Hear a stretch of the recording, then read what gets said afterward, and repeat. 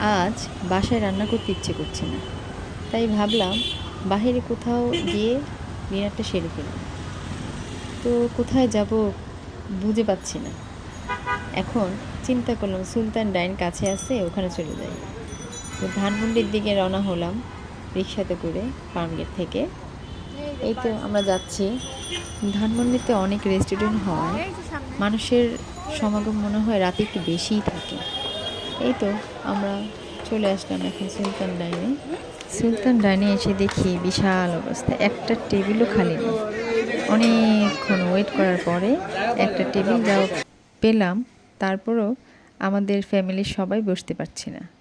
পরে আবার ওয়েট করলাম বড় টেবিলের জন্য, বড় টেবিল খালি হয়েছে, তারপরে ওখানে আবার শিফট হলো। খাবারের অর্ডারটা কনফার্ম করে ফেললাম। আর তাই বা দেখেন এদিক ওদিক তাকাচ্ছে আমাদের ফ্যামিলি মেম্বাররা, সবাই ছবি তোলা নিয়ে ব্যস্ত। তারপর কিছুক্ষণ অপেক্ষা করার পর ওয়েটার খাবার নিয়ে চলে আসলো। এখন প্রত্যেকটা খাবারই ছিল খুব মজার, কিন্তু বিশেষ করে যে বাদামের একটা মিল্কশেক ছিল, সেটা ছিল সেরা। মিল্কশেকটা এতই ভালো লাগছে যে আবার আসার সময় আমি পার্সেল করে নিয়ে আসছি।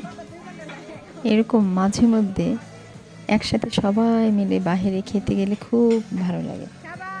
আপনাদের কীরকম লাগে আমাকে কমেন্ট করে জানাবেন।